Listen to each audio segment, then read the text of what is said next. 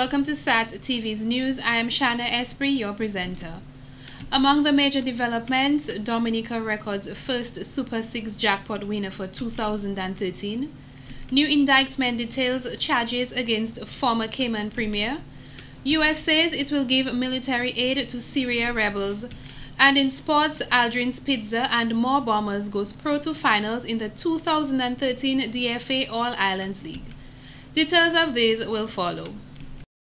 Me say we just get the remedy for the pagan them. Me just get the remedy for bad mind and jealousy. Who want to see me dead? Me just get the remedy. SAT TV, Jammy say.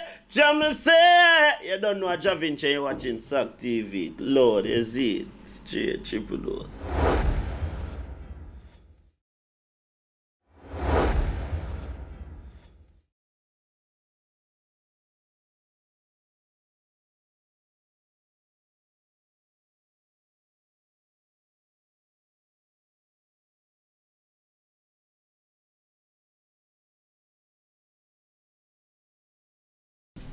Welcome back. Over the next 5 years, the CARICOM Education for Employment program is expected to improve the education and training system throughout the region. This was a statement made by Robert Gregory, consultant with the CARICOM Education for Employment program, at a capacity workshop held on Thursday, June 13th at Dominica's Financial Center. This workshop is a strategic planning workshop for the Dominican TVET Council, Technical Vocational Education and Training Council. On the 25th of May last month, COSHAD, the Ministerial Council at CARICOM, approved a new CARICOM TVET strategy for workforce development and economic competitiveness. And one of the first implementation steps is the requirement for each country to develop its own domestic or national TVET strategy. Mr. Gregory noted that this is a strategic planning workshop. Therefore, the outcome of it would be the frame on Dominica's own TVET strategy for workforce development and economic competitiveness in Dominica. Could you tell us some of the benefits? Well, the benefits is that you will have a plan which at the end of 5 years you will see an infrastructure and a capacity and a capability in Dominica to develop occupational standards, to have these occupational standards internationally benchmarked, and from those standards the ability to develop curriculum that will be taught in the colleges and schools that will bring learners to a point of competence as measured against the standard, being assessed and being certified Caribbean Vocational Qualification certified, so that whatever the area is, that person with that qualification is as good as trained as their counterparts anywhere in the world. It will facilitate the free movement of skilled individuals throughout the region, making Dominicans more certified. He said the currency of the qualification will be recognized not only throughout the region but worldwide. The consultant believes it will lift the quality of the Dominican workforce. When asked how long it would take to receive specific qualifications, he had this to say.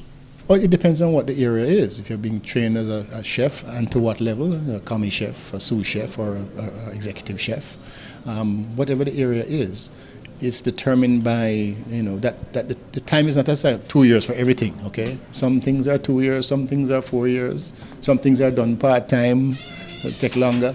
So it's not really a time thing, it's about the competencies that you have to master. And usually the pace at which you learn is really determined by the student. Nowadays it's kind of student-centered, so the learner is really in charge of his or her, the pace at which he or she learns. A lot of the information and a lot of the courses are online, and I mean, some people would want to log on every day. Some can only manage, once a week. So it really tells you that, covering the ground is what's most important. How long it takes you to cover the ground is really pretty much up to you. Mr. Gregory urges the public to commit themselves to lifelong learning and continuous improvement. Technology is changing jobs every day, resulting into new methods and techniques. We need to keep up to date, he concluded. In other stories, government has embarked on a public awareness campaign with respect to the Organization of Eastern Caribbean States Economic Union. The consultation, which was held at the Public Service Training Center on Thursday 13th, had an aim to provide information to everyone in the private sector of Dominica. Mr. Matthew Leblanc, Labor Commissioner, in his presentation focused on the growth and development strategies for the OECS. It has been informed by extensive consultations with senior officials from member states in all of the sectors in which we're engaged.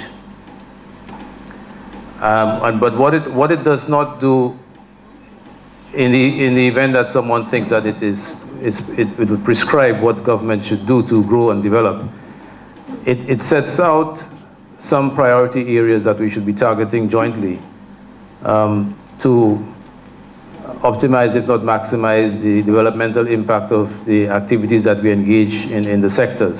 The intention is to have a broad set of policies and actions coming out of the census that emerges from the consultations, to which each country could identify in different ways. So for Dominica, the areas of emphasis for you or interest for you might be tourism, agriculture, construction, or infrastructure.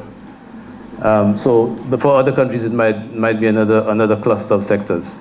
Article 13.1, grounding in the Economic Union Treaty, highlighted the 5 development objectives, including economic transformation, growth, employment, poverty reduction, and appropriate levels of development.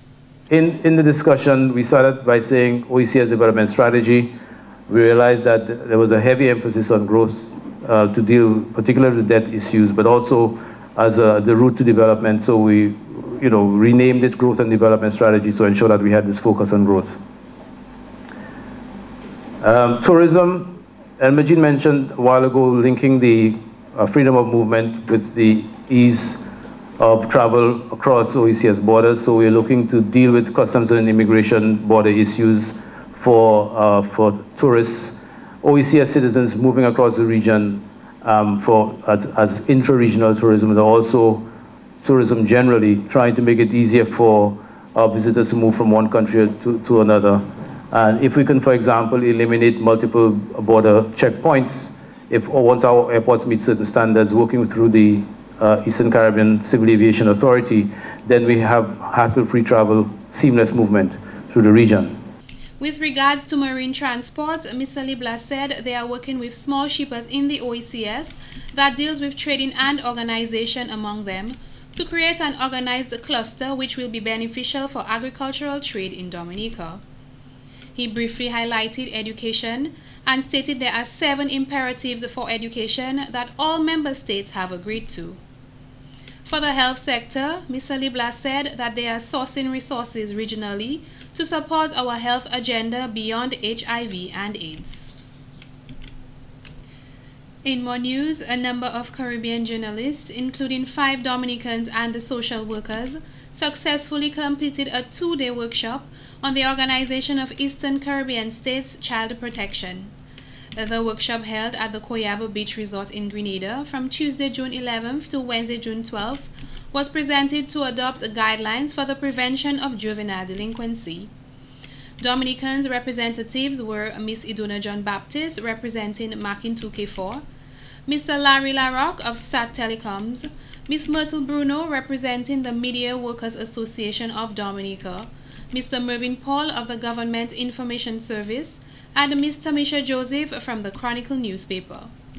Other journalists were from countries such as Anguilla, St. Kitts and Nevis, St. Lucia and Grenada, among others. Being here at this workshop in Grenada, I thought it was very timely and informative. I mean, some of the issues that we discussed were sort of new, but there were some issues that, as a journalist, it's always good to have something that you already know and maybe you fall into some of the bad practices. It's always good to have them reinforced, and I think it was very good having done this over the last couple of days here in Grenada. Also the fact that we're charting the way forward, that we're going to put guidelines together, not just for ourselves, but our fellow media practitioners throughout the Caribbean, and try to enforce some of those guidelines to ensure that best practices are kept when it comes to reporting on matters with regard to children across the region, I think that's very critical to our role as journalists in the region. Ms. Esther Ward of the Anguilla newspaper thought the workshop was very informative as she acquired a wealth of new information as it deals with reporting matters involving juveniles. I think I've grasped a better understanding towards reporting on juveniles, to improve reporting on juveniles back home in terms of use of information in having to identifying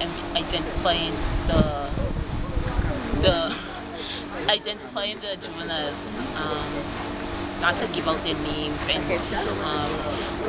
in terms of mentioning key locations and places that may indicate who the juvenile is without actually naming them specifically.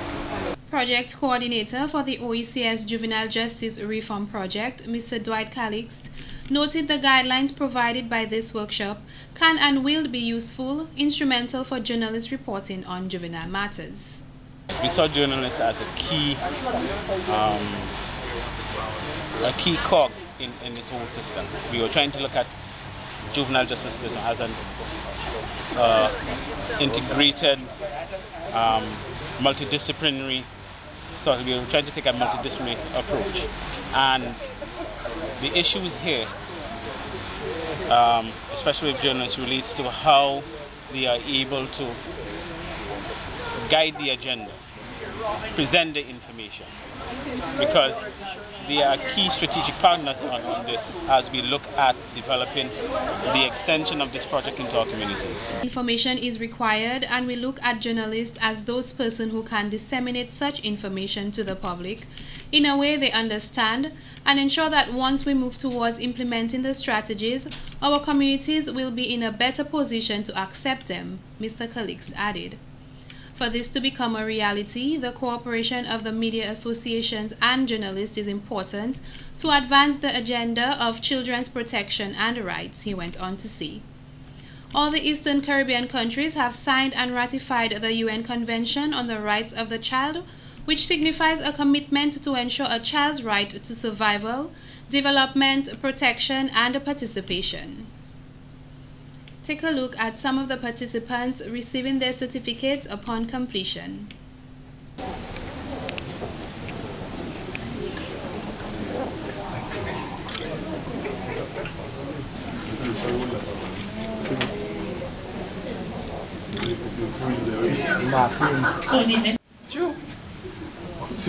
That doesn't constitute as all the women.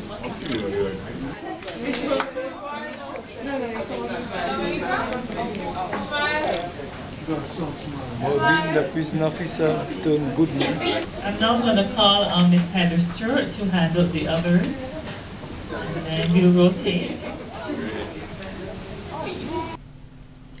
In other news, 67-year-old Andre Romain from Cottage is the first Super 6 jackpot winner in Dominica.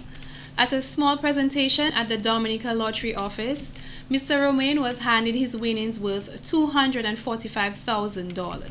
Well, let me tell you, if you're not in it, you can't win it. I've been playing for years. Never been lucky. Finally, I got lucky. So I'm telling you, please, if you're not in it, you can't win it. Mr. Romain said he will use his earnings to complete his home and pay off some outstanding bills. He said despite the fact he has been playing for a while with no winnings, he still played every week and never thought of giving up. I never even checked. I heard the number came out and I went and checked. So I was a winner. I said, what? First time in my life I ever won anything. Thank God. The Super 6 games are played regionally from the 4 Windward Islands. Super 6 has been won 4 times in the islands for 2013, with 2 jackpots won by St. Lucia, 1 by Grenada, and today 1 by Dominica.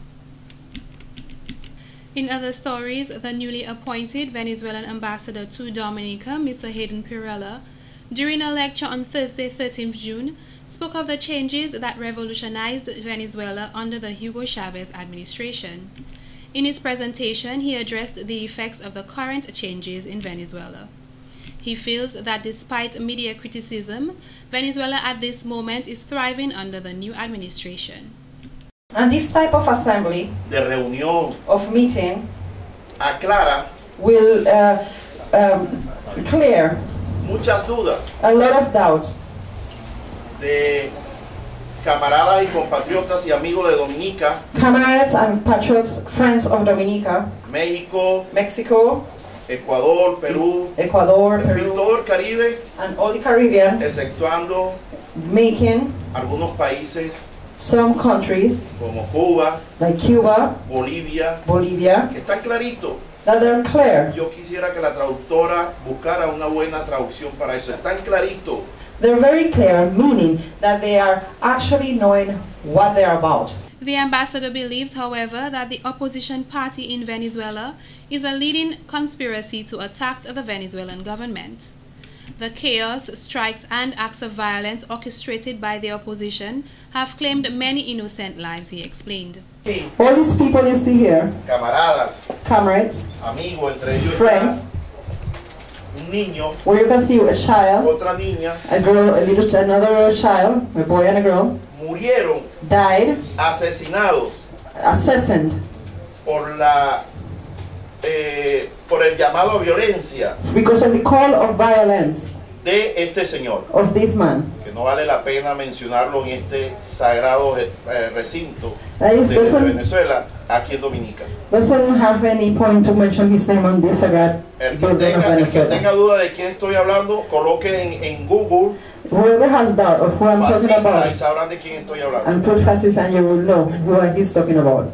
To make the world more aware of the real issues affecting the country, a movement called World Movement Solidarity for Venezuela has been established. In other stories, bankers representing the 40 commercial banks which operate within the Eastern Caribbean Currency Union participated in a workshop at the Eastern Caribbean Central Bank headquarters from June 11th to 13th. There, they reviewed the revised commercial bank's prudential returns and the manual instructions.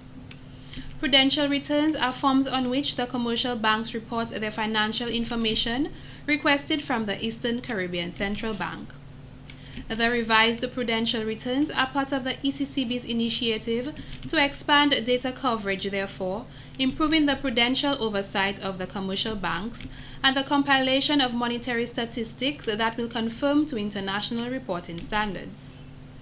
Improved prudential oversight of the commercial banks will enhance the overall assessment of the financial market and help to protect the interests of depositors. During the workshop, the commercial bank representative also discussed the implementation of prudential returns. In more news, at the 10th inaugural Pishleh Village Council meeting held on Thursday, June 13th, 8 councillors were sworn into the Pishleh Village Council, for which they will provide their services. The elected members were Kadri Thomas, Albert Coffey, Thomas Leta, Lisa Reed, and Jonia Xavier, while the nominated members were Sherry Ansem, Lex Maglaw, and Gary Andrew. The residents of Pishleh were called on to lend their support to the new councillors. This community depends upon you. The council is just the coordinating arm. When the council achieves, it is you who achieves, because you are the direct beneficiaries of what happens. You are the community, and the community is of you. In this community, there exists a potentiality which is not found in many communities in Dominica. Explore it, harness it, use it, make things happen, and it will be done, because what gets measured gets done. Newly elected councillor who spoke on behalf of the Pishleh Village Council, Mr. Kadri Thomas, thanked the villagers for their past support of the local government and appealed for the same cooperation moving forward. I personally thank the residents of Pishleh and Marfa Square for recognizing my potential. I have to admit, I was very proud to top the polls in the Thank you so very much. Thanks also to the local government department, especially Mr. Andrew, who continuously guides and supports us with everything that we do. Prime Minister of Dominica, Honorable Roosevelt Skerrit, stated the two major concerns for the community is the issue of housing and access to the health center, community center, and the Roman Catholic Church. The Prime Minister says his government is working to address those issues. The health center was built with no vehicles being able to go across them. And I do not know how that could have happened in the first place, where you build a health center and not be able to allow the ambulance to come in to pick up a pregnant lady to take her to the hospital. But that's our burden now. Like many other things in this country, where governments could not have done. Look at the airport road. For so many decades, governments could not raise the funding to improve the airport road. We spoke of night landing for 25 years, with promises of international airports by many. But nobody removed one sheet of galvanized on the airport in Melvin Hall. And even when we spent the money to bring the night landing, we were criticized by a few in this country. But today we are seeing the benefits of the night landing to our people and to our economy and to our country. He urged the residents to ensure that their children stay away from drugs and find themselves in school. I am saying to the parents, you have to take responsibility for your children's future, ensure that they attend school and they study to excel academically. I am also saying to you that if you are challenged to purchase the school books and uniforms for your children, this government will provide for them, Mr. Skerrit explained. So I would like the council to assist us in that, and assist us in ensuring that our children are safe from abuse of all forms. Too many of our children have been abused and our people are being silent in seeing the abuse before them and remain silent. We have to protect our children and care for our children. So I do hope that will form part of the planning of the council for the next 3 years. And my final point is with regards to the elderly. We have to ensure that as a council, as a community, as a country, we can account for every single older person who is living among us. We need to ensure that that person is living in a much improved housing facility, that he or she can meet her needs, his needs. And if they cannot, we need to ensure that we do it as a community. In more news, the Caribbean Hotel and the Tourism Association Education Foundation on Thursday, June 13th, was delighted to honor Kellyanne Williams, Product Development Assistant at Discover Dominica Authority. Miss Williams received Screw Business as Usual, a book written by Sir Richardson Branson, and a Dominica Destination Package on behalf of Virgin Holidays, a strong corporate partner of the Caribbean Hotel and the Tourism Association Education Foundation for 9 years. She thought the book very timely as she wished to remain fresh and relevant in her thinking and practice, centered around the business of tourism within the product development arena, and not allow herself to become institutionalized. In 2005, Kellyanne was the first to be awarded a Virgin Holidays scholarship of $30,000. This enabled her to study at Florida International University, graduating in 2009 with her bachelor's in hospitality and tourism management. Virgin Holidays, along with the past Caribbean Hotel Tourism Association Education Foundation, Chairman Tom Pass, attended her graduation and led the chairs. Kellyanne expressed gratitude to the CHTAEF and Virgin Holidays for their critical financial support and their continued interest and connection with her, without which studying abroad would not have been possible. In other news, the Seventh-day Adventist Church on Friday, June 14th, held a press conference for the Festival of the Laity Convention at the Garaway Hotel. Representative of Personal Ministries Director Union, Pastor Maurice Moranci, informed us that 6,000 individuals will gather at the National Stadium, including pastors from various districts, on Saturday, June 14th, for the Festival of the Laity. We understand the mission of the church. We understand that we are called to evangelize. We understand here that we are called to serve, our constituents, and we are happy to let you know that via the Personal Ministries Department and the Sabbath School and also the community services. That's what it's all about, as we will let the church members know that it's just a joy and exciting moment to partner with God. Pastor Colin Thorne, Personal Ministries Director, East Carib, added that the Seventh-day Adventist Church is a global and multicultural church. There are over 17 million Seventh-day Adventists worldwide. And that includes the churches here in Dominica. Dominica is part of a conference called the East Caribbean Conference of Seventh-day Adventists, of which Barbados and Dominica consist of such a conference. Our president, Pastor David Beckles, and secretary, executive secretary Carl Dial, and treasurer Siljean Clark are our administrators, and they would like me to extend greetings and approbation to the friends and family here in Dominica. Pastor Thorne said this is not an annual event, and the last festival was held 4 years ago.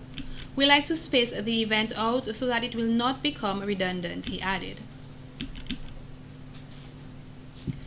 In more stories, Mr. Shane DeGallery was found guilty of murder by a 9-member jury on Thursday, 13th June 2013. Following a 3-week trial, Mr. DeGallery is now on remand at the Dominica State Prison until his sentencing on July 8th. On April 23, 2010, Mr. DeGallery was accused of stabbing Justin Joseph of Fonkole to death, subsequent to a quarrel which occurred at a shop in Pottersville. Dr. Hendricks Paul, consultant surgeon, was the defense's sole witness. He testified that he administered medical treatment to the defendant for a supposed stab wound on 24 April 2010. Meanwhile, the prosecution presented 12 witnesses who testified in regards to the incident. They included the shopkeeper who managed the building where the incident transpired, a few of Joseph's friends, medical officials, and police officers, among others. The matter had been ongoing during the September 2012 criminal assizes. However, the court was obligated to review it after the leading juror fell ill. The state's case was led by Acting Director of Public Prosecutions, Julian Prevost, assisted by State Attorneys Athleen Nesty and Sherma Dalrymple. Mr. DeGallery was represented by Zina Moore Dyer and Gina Dyer Monroe. Investigations are also being carried out by the police into a traffic accident which occurred at the Woodbridge Bayport compound. According to a report from Inspector John Carbon, Public Relations Officer, at about 11:50 a.m. on June 13th, a trailer truck registration number AA009 was being driven by Mr. Christoph John of 10th Street, Canefield, when the tire of the truck allegedly rolled over 66-year-old Mr. Gerard Joseph of Lapline. Mr. Joseph sustained serious injuries and was transported to the Princess Margaret Hospital's Accident and Emergency Department, where he was treated and later admitted to the Alford ward. He is said to be in serious but stable condition. Investigations are also continuing. We now go to Larry for Street Talk.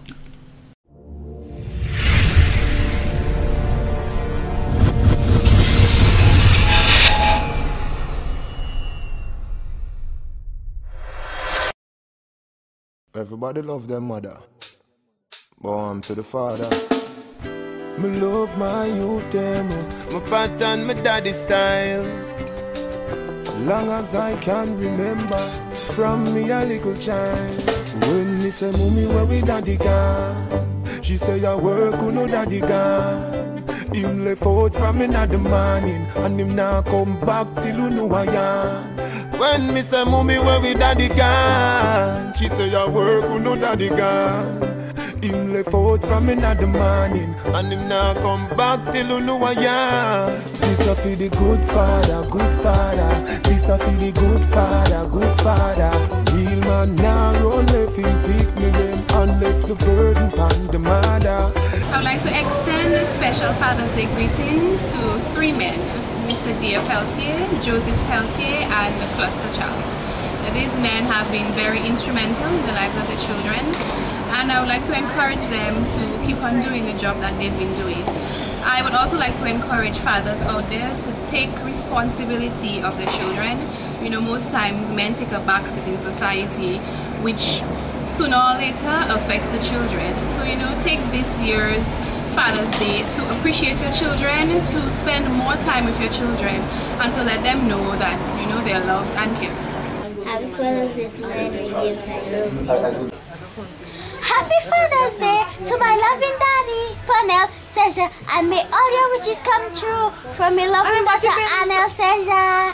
I would like to send Happy Father's Day greeting to my loving husband, Anthony Henry, coming from his wife, loving wife, Marilyn Henry, and his 4 children, Brandon, Shimida, Josh, and Julia. Happy Father's Day to all the wonderful and special fathers in Dominica. We all love you. Mwah. The management and staff of SAT Telecommunications Limited wishes all fathers a very happy Father's Day.